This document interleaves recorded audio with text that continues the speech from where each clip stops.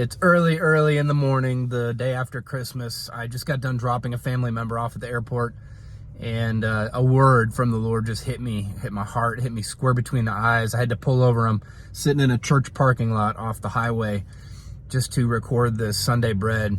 And I was thinking about anticipation, and I was thinking about letdown and expectations and all these things.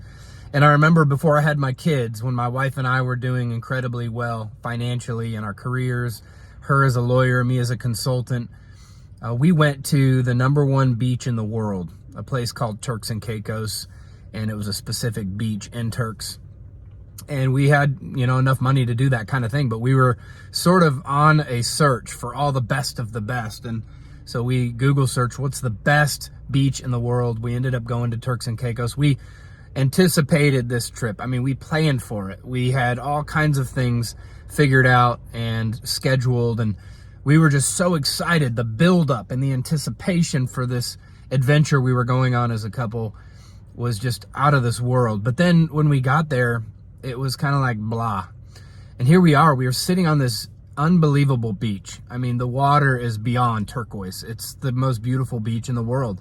White, sugary, powdery sand, perfect water, perfect weather. I mean, everything was lush.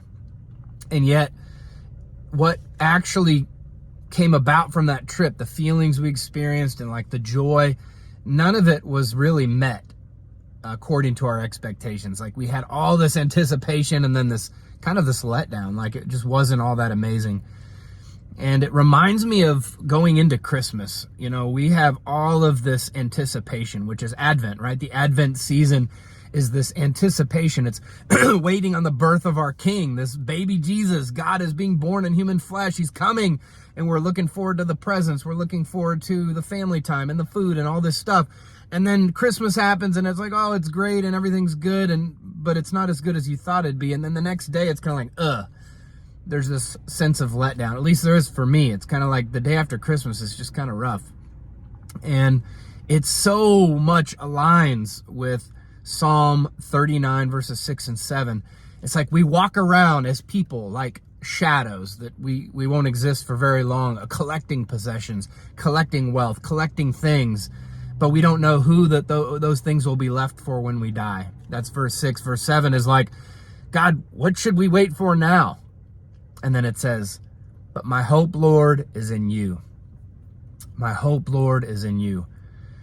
And that's, I think, one of the greatest gifts that we could take away from Christmas is all this anticipation, all this buildup, all this looking forward to what? To just acquiring stuff that's going to rot and break? All of these things in this life we can't take with us. It's meaningless stuff. All this collecting and all the possessions and all the wealth and all the worldly things, it's going to go bye-bye. Even Christmas itself, the anticipation of the Savior coming as baby. But then what? It wasn't his birth in that manger that saved us. It was him going to the cross and him coming out of the grave. All of our anticipation is going to be let down. Our expectations are going to be let down.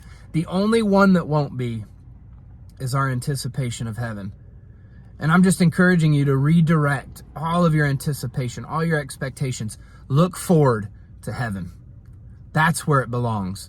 Meditate this week on Psalm 39, 6 and 7, and let God give you that revelation.